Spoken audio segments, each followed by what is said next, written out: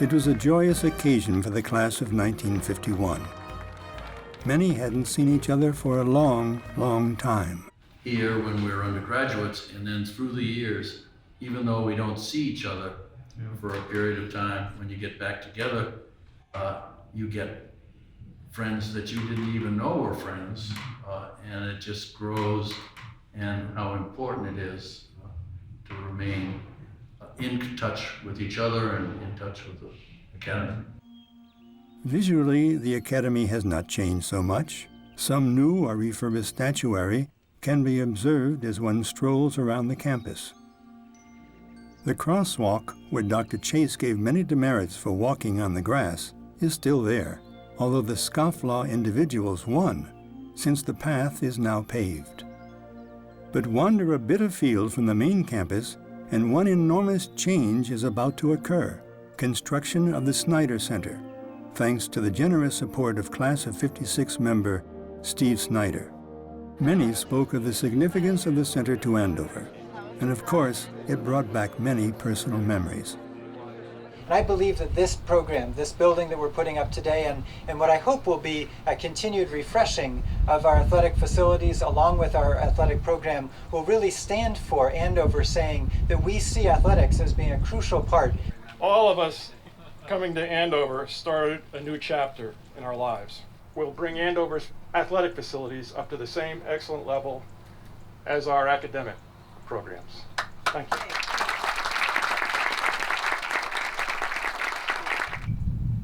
The Snyder Center will be a 90,000 square foot indoor track and squash facility. It will also have 4 indoor tennis courts, 4 recreational basketball courts.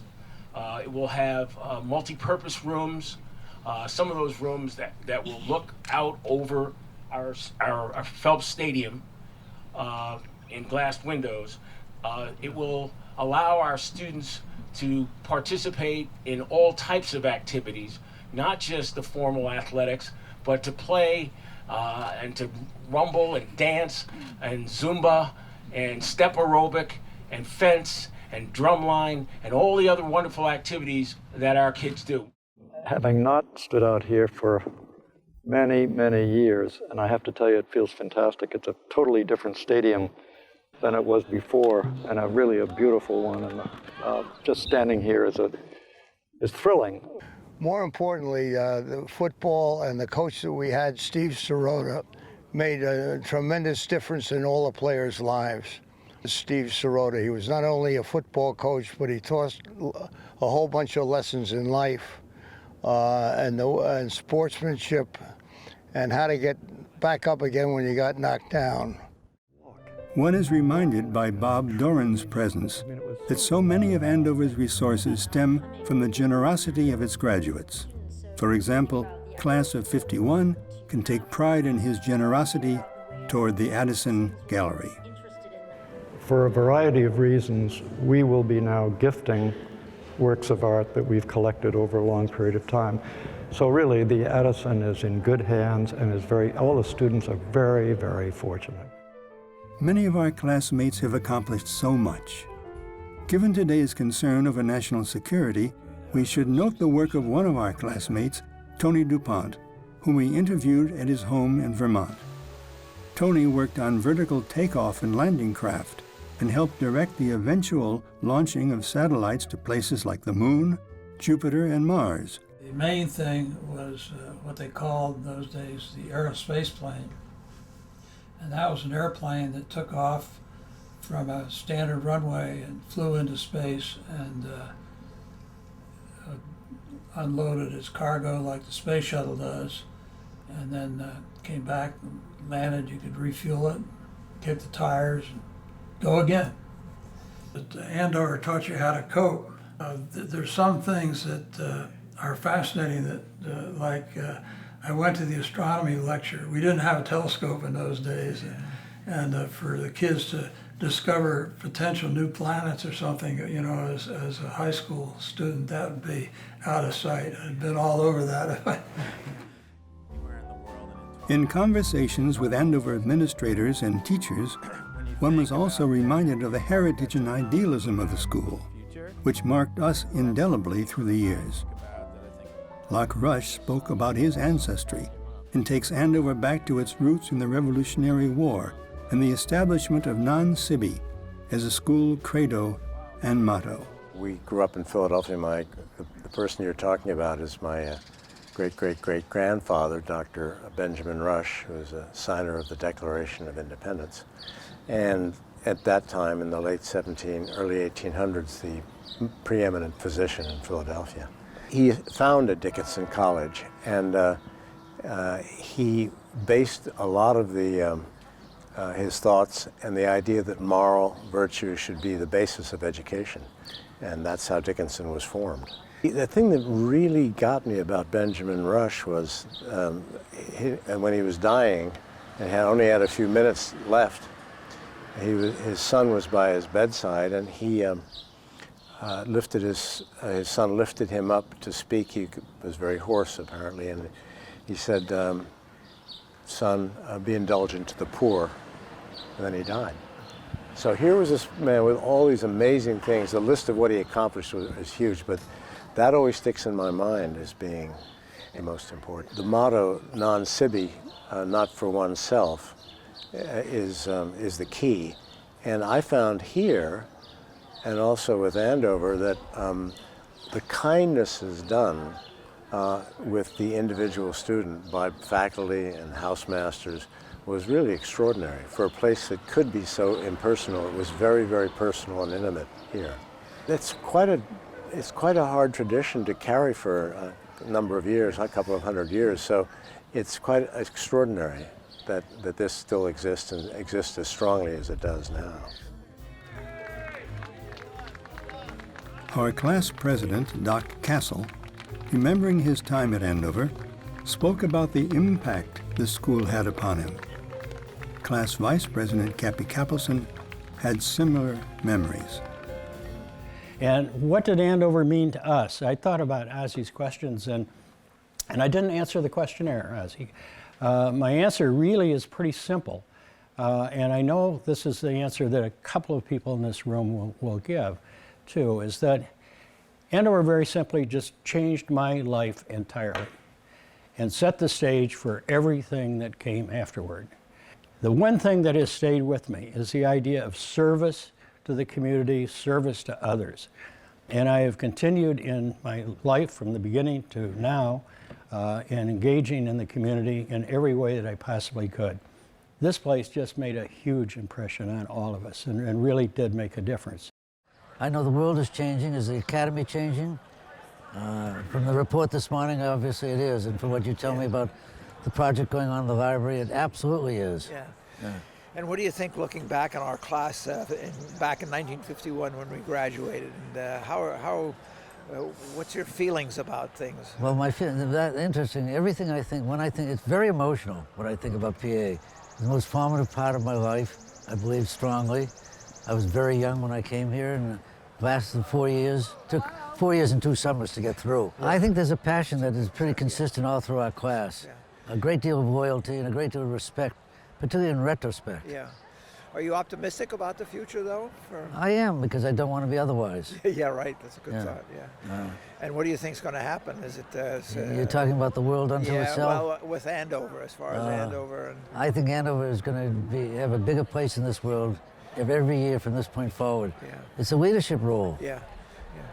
Do you think that our class back in '51 is a very different atmosphere we were raised in? Do you think the atmosphere has much changed? Absolutely changed. Absolutely. It was a small, narrow environment when you really come down to it, bottom line. Yeah. And nowadays it's so diverse. Yeah. So many cultures are being meshed together. So many thoughts and changes in science, so different. It's a different class because it's a different world. Yeah, isn't that the truth? Yeah. Do you have any thoughts that I have to go inside now. Any last thoughts you'd like to say to the camera about Andover, about life here? I guess if I had to sum it all up and say I was pretty darn lucky. We also caught classmate Kenley Webster in a moment of introspection. Many classmates will probably empathize with him.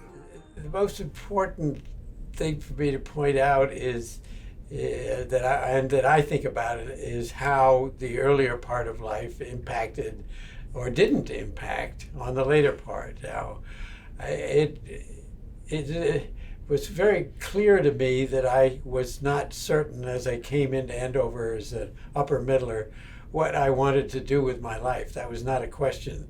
Any case that particularly stands out in your mind? This was really an amazing case that I had to be involved in, or I was involved in. There are two cases, perhaps. The first one was a case of robbery in an elevator by a young youth of the community and against a woman that was aged.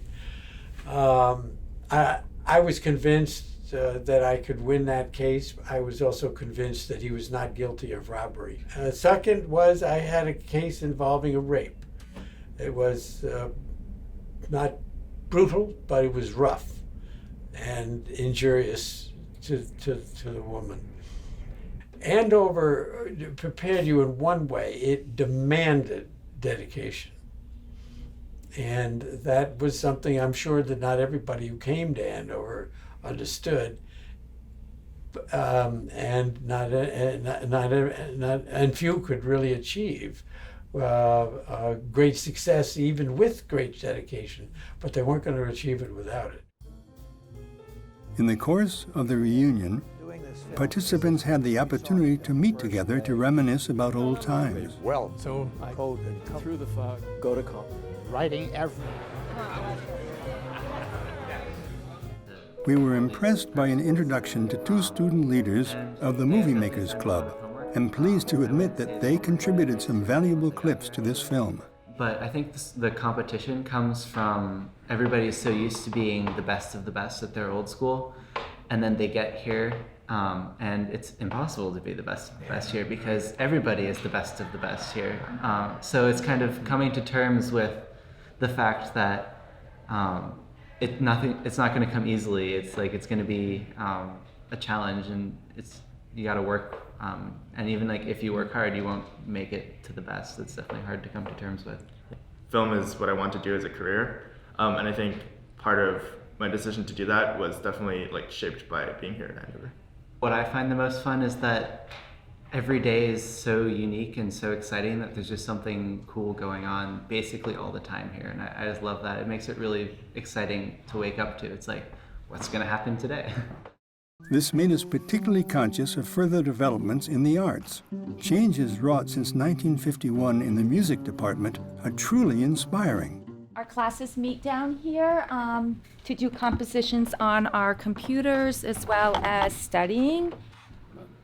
So we have about 260 some odd students that take lessons every week. Students have to do a music class during their 4 years here. So every student will enter Graves Hall. We have 9 full-time faculty members and about 32 or 4 adjuncts that come in and teach for us. As classmates wandered around campus, opportunities occurred to witness many changes in teaching techniques and learning opportunities now presented to students. Of course, we were very impressed by the inroads made by young women who now attend and also help manage Andover. Most seem to accept this change positively, but often with a bit of nostalgia for the old days. If young women were in class, I would have worked harder because I wouldn't want to see them get too far ahead. I would have fallen in love earlier. I think That would have been bad. I would have married the wrong woman. The whole thing would have I think I would have fallen in love multiple times. Well, I didn't want it to be co-ed for any. Not with the same woman. I was thinking more of academically.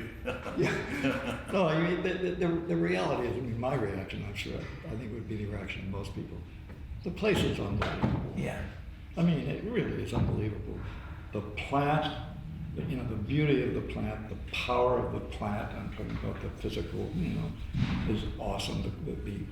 And the beauty, obviously, people have cared about making the place look terrific. Yes. And then you see 2 young students and they're just great, and they're driven and they're brilliant and they're, you know what I mean? And I don't know, I think the place is better than ever. I thought it was great when we were here, and it's fantastic, absolutely fantastic. I think the merging of high tech into academic excellence is really something that we certainly didn't have the advantage of seeing because it wasn't the time, but it's amazing. Dean of Studies, Patricia Russell, spoke about the changing methods That's a at great Andover. question. I think there are a lot of changes, both in the needs of students, in our understanding of how students learn. Certainly as a scientist, what's gone on in discoveries, not only, you know, in how we utilize science and applied science and engineering and the whole STEM fields. The technology revolution has all really blossomed in the time that I've been privileged to be teaching in this area. We also understand a lot more about neuroscience and development of kids and kids' needs. So it's been a fascinating time to be here and watch this all unfold. It's very exciting. When you were a student in high school and when I was a student in high school, one of the primary roles of many of our teachers was to tell us things, was to give us information and to decide what was the important information. And that's no longer the primary role of teachers because the information is in our students' pockets. So there are lots of teachers who are figuring out what does it mean to teach in a digital age and how do kids learn best and what are the skills that kids need. It's such a place where teachers are focused on what's right, what's best for the kids. The library is another place where great change is taking place. Andover is a leader in creating maker spaces in libraries all over the country, or is called at Andover, the Nest.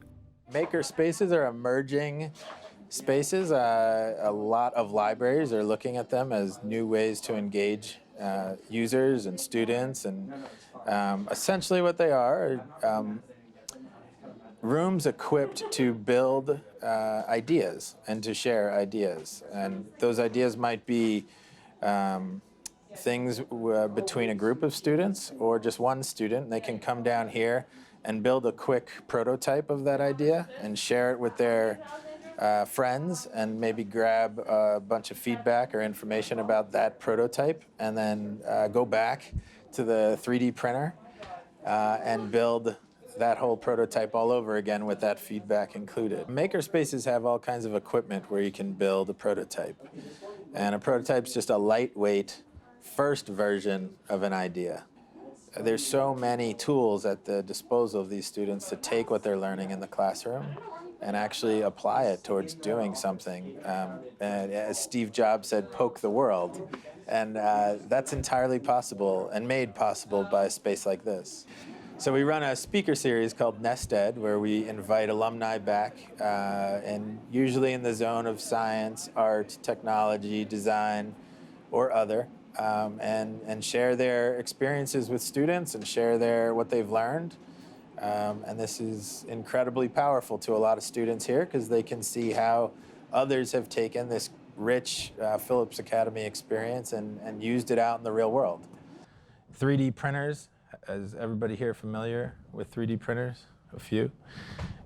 It's a very rapidly growing technology. It's no longer just about, or never maybe was, about just the 3D printer on the desktop, but they are 3D printing bridges. They are 3D printing dwellings in 20 hours. When you think about the kind of impact that technology will have on the future, you know, that's something that I think about, that I think a lot of teachers, especially Mr. Palfrey, thinks about every day. How are we preparing kids to interface with a world that's mediated by that kind of technology?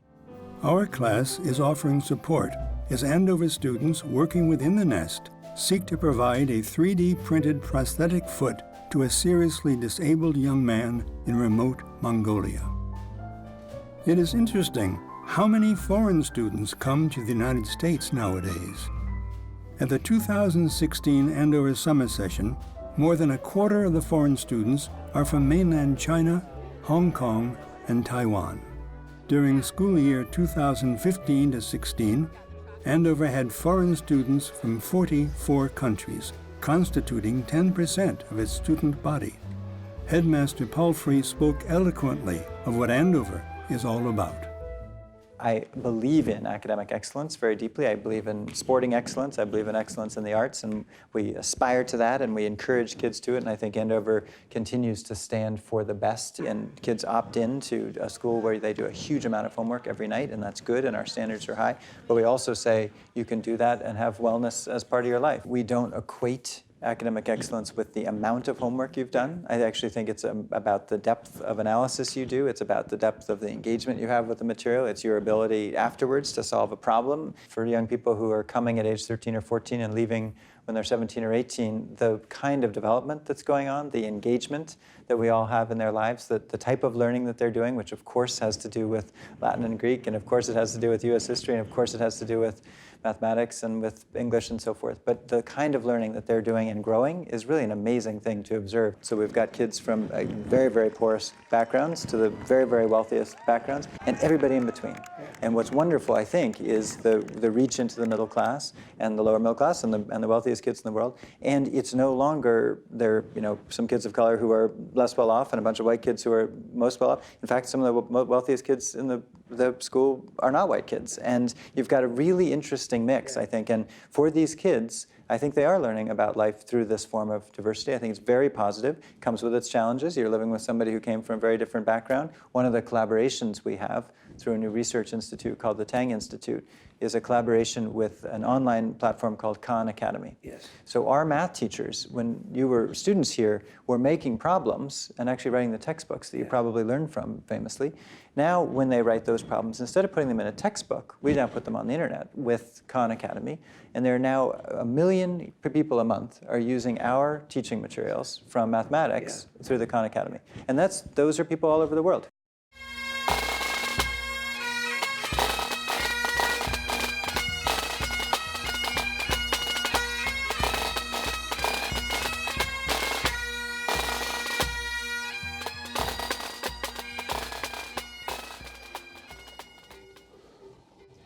Tell me where you see me in 10 years. Am I living for my heart and my mind? Ask me what I'm laughing at. I'll say I'm the happiest I've been in a long time. Can you see me in the world that I'm dreaming? It's a world with no boundaries I can define. My love, get your shoes and we'll go now. We can choose to be happy for a long time. I don't wanna wait. Everybody's looking out for me to make a mistake. Got a 20 in my pocket, we can go right now. We can go. I don't wanna sit around and watch it go by. Don't want to live my life and not know why. Grab your keys and your coat, let's drive all night till the sun comes up, till the morning light. I don't wanna wait. Everybody's looking out for me to make a mistake. Got a 20 in my pocket, we can go right now. We can go. I don't wanna sit around and watch it go by. Don't want to live my life and not know why. Grab your keys and your coat, let's drive all night till the sun comes up, till the morning light.